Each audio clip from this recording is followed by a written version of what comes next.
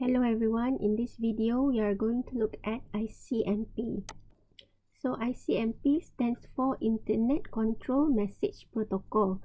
So this protocol was designed to help the Internet Protocol. Masa Internet Protocol was designed, there was no feedback mechanism untuk IP. So as you know, IP is a best effort protocol. That means bila dia hantar message kepada receiver, receiver tak perlu acknowledge penerimaan data tersebut. Jadi there is no way of knowing whether the sender and receiver were facing any issues or errors. Jadi Icmp V4 dan V6 ni dicipta untuk membantu IP untuk hantar messaging between the sender and receiver if there are any issues. So Icmp V4 untuk IPv4, Icmp V6 untuk IPv6. So apa kegunaan Icmp?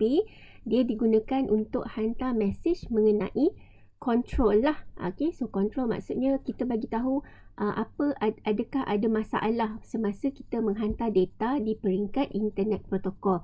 Contohnya, whether the host was reachable or not, whether the destination or service was unreachable, ataupun the time for a particular transaction was exceeded. So inilah yang sekarang sebenarnya yang kita selalu gunakan untuk kita troubleshoot network kita. Contohnya kita ping. Bila kita nak tahu sesuatu destination IP tu available ke tak, the first thing that we can do adalah kita hantar ping. Okay, bila ping dapat reply, maksudnya that the destination is alive. Kalau dia kata time request time out, so that means the station or the destination host is not available. Ataupun kita boleh dapat message yang lain, so kita tahulah kita nak troubleshoot yang mana. Mungkin sebenarnya there is no route ke destination tersebut. Jadi kita tahu kita kena cari route issues ataupun kita troubleshoot dekat router. So although Icmp V4 and V6 ni adalah very useful, sometimes they are not allowed within a network. Sebab dengan menggunakan Icmp ni kita boleh juga hantar reconnaissance. Okay, jadi untuk malicious attacker ataupun orang yang cuba nak hack sesuatu sistem, dia boleh piggyback ataupun dia boleh salah gunakan di Icmp messages untuk hantar attack. Okay, tetapi untuk internal network kita boleh gunakan sebab dia berguna untuk troubleshoot. Okay, cuma dari segi penggunaan bersama dengan IP, it is not required. It's not a requirement. So it is useful, but in a wide area networks punya scale, usually it is not allowed for security reasons. Jadi mungkinlah kalau kamu nak test, kamu try ping certain big website, for example Microsoft, you might get a request timeout message simply because the firewall dekat company tu mungkin dia block. So kita tengok kegunaan Icmp untuk yang pertama. So the first one is for host reachability. Okay, so untuk Icmp ini kita hantar something called an echo message. Okay, so kalau dalam language kan, when we say echo, when we say something in an echo area, dia akan patah balik, dia akan ulang. Echo, echo, echo. Okay, jadi kita gunakan konsep ni bila kita hantar message. Adakah message tersebut patah balik kat kita? Okay, basically means will we get a reply lah. Kalau ada reply, that means the destination yang kita hantar tadi tu alive. Okay, so dalam topologi ini, contohlah machine 192.168.10.1 ni is trying to test whether 192.168.30.1 is reachable. Okay, jadi dia akan hantar an Icmp echo request. So dia request supaya that particular destination reply lah, sebab saya nak tahu adakah 30.1 ni alive, is it reachable. Okay, bila dia hantar request ni, echo request, it will be forwarded to the destination, and if the host is available, it will respond with an echo reply. So bila dapat reply, we know that our destination is reachable. The next function is to find out if a particular destination or a service is unreachable. Jadi this is sent from the destination to notify the source that it is or its service is unreachable. Jadi message dia ada bergantung kepada jenis jawapan lah. Okay, so untuk destination unreachable kita ada kod 0 sehingga 3. Jadi kita boleh identify which part of the network is unreachable. Is it the whole network? Maksudnya kita tengok the destination network ID ataupun only one particular host, which is the destination host sahaja, ataupun one particular protocol that we are using. Protokol itu dari segi application layer protocol yang tidak boleh digunakan or the actual port process. Okay, maksudnya that particular process punya port number yang mungkin blocked ataupun not open. Alright, sama juga untuk V6, kod dia sedikit berbeza. Okay, sebab kita ada port unreachable menggunakan kod 4.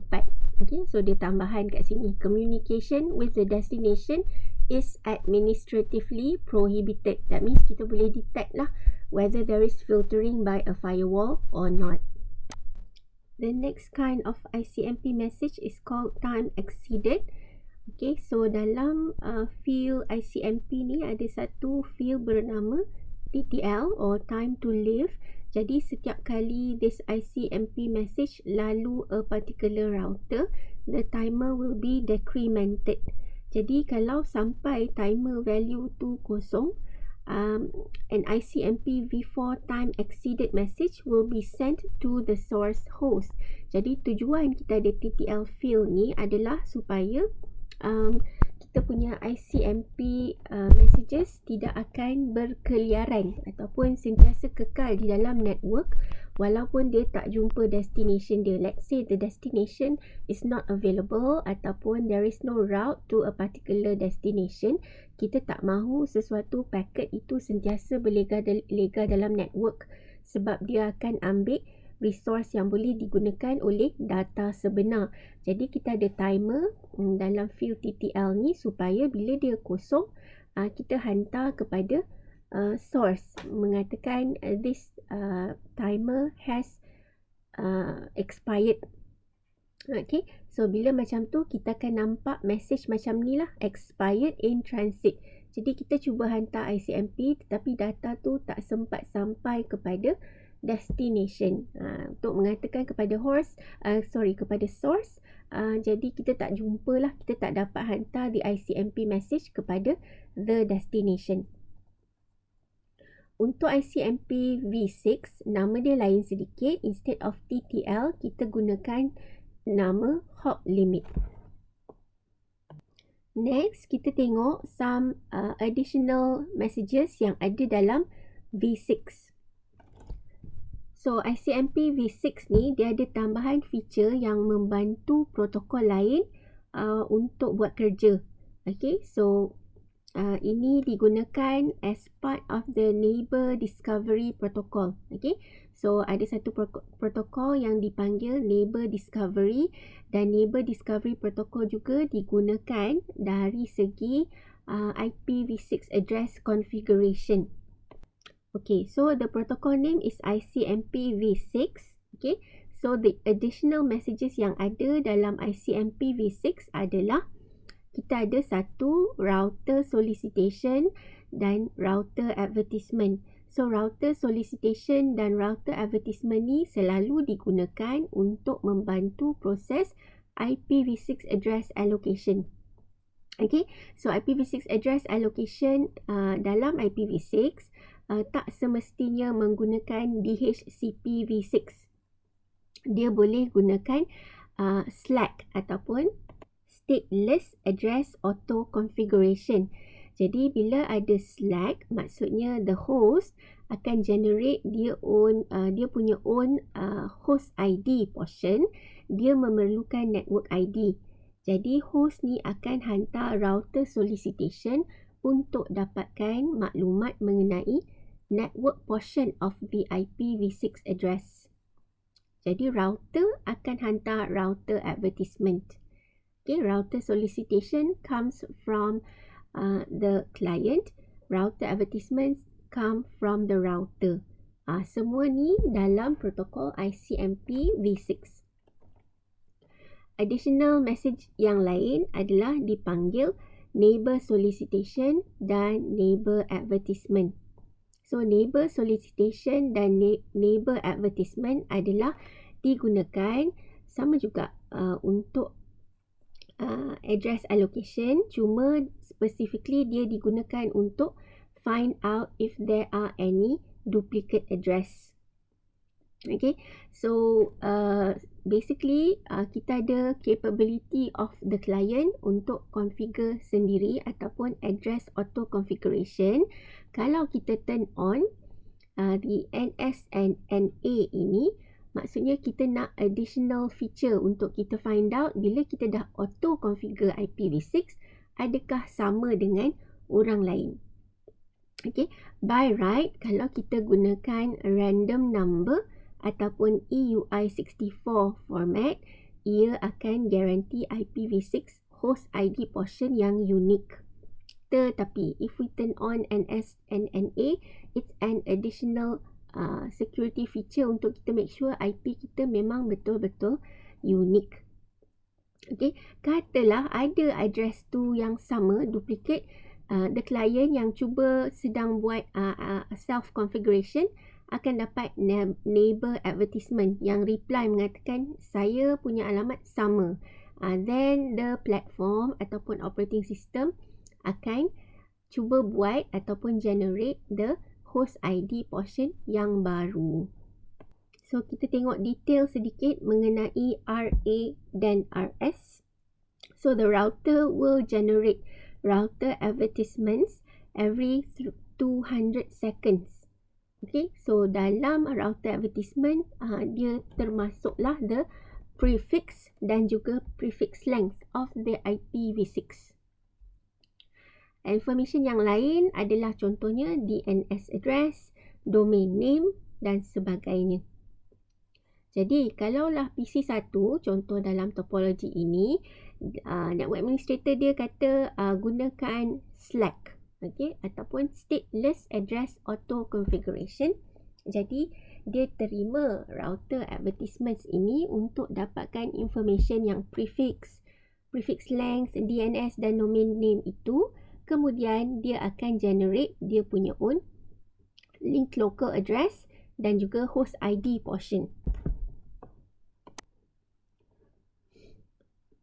Situation kedua, katalah sebelum sampai router advertisement, PC ni dah di-connect kepada switch dan dia sedang mencari IP, dialah yang akan hantar router solicitation. Jadi router ni akan hantar router advertisements as a reply to the router solicitation. Okay, next kita tengok macam mana NS dan juga NA. Okay, so like I said, ini adalah untuk find out sama ada kita punya IPv6 yang kita generate tu adalah duplicate. Okay, so ni dipanggil duplicate address detection. So to check the uniqueness of an address, the device, or in this case PC1, dia hantar NS message. Dan dia hantar destination IP, destination IPv6 menggunakan IP dia sendiri sebab kita nak tengok sama ada orang lain pun nak pakai IP yang sama. Kalau ada reply, that means it is a duplicate. If there is no reply, that means the address is unique. So like I said, this one dia tak perlu turn on, tetapi if you turn on, maksudnya you take the extra security measure to make sure that your IPv6 is not duplicated. Okay, sebab by right, bila gunakan random number generator ataupun EUI64, they should be unique. Next, kita tengok some useful troubleshooting commands yang berasal daripada Icmp, namely ping dengan trace route. So the ping is mainly a testing utility yang menggunakan Icmp echo message dan juga echo reply, echo request and reply message, dan kita boleh gunakan untuk test connectivity to a particular host. So when we want to test our connectivity to a particular host, we create the command ping and the destination IP address. what this essentially generates adalah an ICMP echo request. So dia akan hantar dan melalui semua intermediate network sehingga sampai kepada destination. Okey, jadi kalaulah dapat reply daripada destination, dia akan hantar ICMP reply, dan dalam ICMP reply daripada destination ni dia akan include a summary mengenai the success rate dan juga average round trip time. So round trip time ni bergunalah untuk kita measure throughput. So throughput, the formal definition adalah the amount of work done in a unit of time. Jadi bila kita nak measure the unit of time tu, kita perlulah ada some time measurement. Contoh dalam ICMP, kita gunakanlah nilai dalam round trip time. So daripada the moment that it was sent from the source until it reaches the destination and goes back again to the source, that is the round trip time.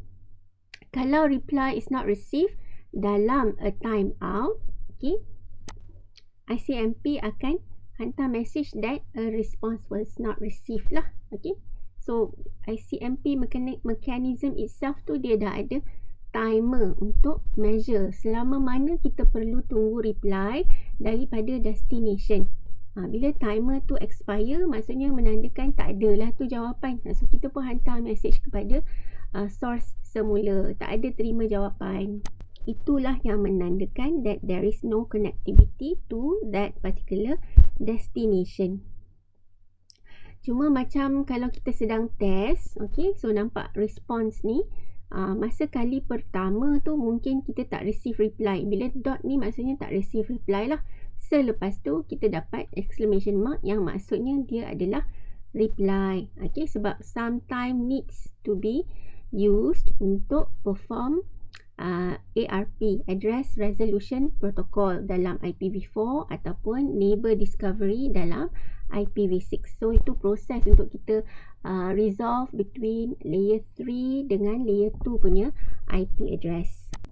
So command yang sama kita boleh gunakan untuk test kita punya TCP/IP protocol. Maksudnya dalam kita punya operating system, we can test whether our TCP/IP protocol stack is working correctly. Platform tu sedang support tak the TCP/IP. So ini kita gunakan dengan cara kita ping kita punya loopback IP. Right, so dalam IPv4, for example, dia punya special address reserve yang kita tak boleh gunakan allocate kepada host adalah 127. Okay, dan bergantung kepada operating system, dia akan ambil lah yang host ID portion tu apa. Contohnya 127, itu network portion memang kekal, yang belakang dia gunakan 001. Okay, itu contoh. Untuk Windows kita pakai 127.0.0.1. It may be the same or it may be different kalau platform lain. Untuk IPv6 dia standard, depan dia semua kosong, yang bit yang terakhir di belakang adalah 1. Okay, so itu menandakan that is a loopback IPv6 address. Kalau bila kita ping loopback tu, kita dapat error message. Maksudnya kita punya Windows ataupun platform lain sedang ada masalah dari segi TCP/IP protocol stack. So sometimes kita ping kita punya destination message, dan destination message tu destination host itu berada di network luar dan kita tak dapat jawapan, kan? So destination host unreachable katakan. Jadi selepas tu mungkin kita nak troubleshoot adakah masalah dekat network kita punya destination ataupun masalah dekat network kita. So what we can do adalah we try to ping our own gateway. Okay, so our own gateway maksudnya itu adalah pintu keluar daripada network kita, which is the router. Okay, so kalaulah ada reply daripada router, that means kita tak ada masalah untuk nak ke network luar. Jadi kemungkinan network luar yang ada masalah connectivity. Okay, so katalah kita nak test network kita ni okey ke tak. Kita ping gateway, tak reply. Jadi the next thing adalah kita kena tengok, kalau dalam local area network okey ke tak. Kita ping lah PC yang sama dalam kita punya network ataupun subnet. If it receives a reply, maksudnya ada masalah untuk keluar, pintu keluar ke network luar ni or the internet ada masalah. Okey, ada lagi satu cara untuk kita troubleshoot kita punya connectivity, which is trace route. So, macam nama dia trace route, that means kita akan trace setiap hop yang kita lalu in order to reach a particular destination. Jadi trace route ni dia lebih detail lah. Kalau macam ping tadi kita hanya mungkin kita boleh test satu per satu connectivity daripada destination. Okay, kalau tak boleh dan kita check kita punya gateway ataupun kita check kita punya local network. Kalau trace route, kalau kita kena traverse multiple router, then setiap kali kita lalu satu router dia akan hantar reply. Okay, so it provides round trip time for each hop along the path. Jadi setiap kali dia sampai ke satu router, hop ni mewakili router lah. Okay, dia sampai ke satu router, dia patah balik, dia hantar reply mengatakan okay, hop yang pertama dah berjaya reached. Now dia akan hantar semula ke the next hop and dia patah balik, dia hantar reply lagi okay, hop kedua berjaya sehinggalah sampai ke destination. Kalaulah along the way there is a problem kan, satu network down, okay, satu router tu kita boleh detect lah kat mana network yang mana yang ada masalah. Contoh kat sini, okay, network yang pertama 10.2 berjaya sampai, then dia hop ke network kedua 20.2, next 30.2, 40.2 dan seterusnya. Kalau tak ada masalah sepatutnya sampailah ke destination, okay, sebab dia ping 40.2. Kalau ada asterisk, that means there is a loss or an unreplied packet. Jadi lebih mudah kita nak tahu kat mana yang ada masalah berbanding dengan ping tadi. So, in order for it to function, okay, kita ada guna pakai field yang time to live, right? So, dalam ping kita ada time to live, dalam trace route juga kita ada time to live, right? So, kali pertama dia hantar, okay, the trace route will have a TTL field value of 1. Okay, so bila sampai kat router yang pertama, satu kan, kita decrement, dia akan jadi kosong. So, this causes the TTL to time out for the first router. Okay, bila time out, dia pun hantar time exceeded message. Okay, then dia akan sampai dekat source, dia increment the TTL field. Jadi, that's how we keep track of which route yang kita dah traverse. Okay, sampai ke router pertama, TTL dia 1. Then, dia hantar time exceeded, increment lah TTL field 2 sampai ke router 2 dan seterusnya. Okay, so that is it for ICMP and its usage.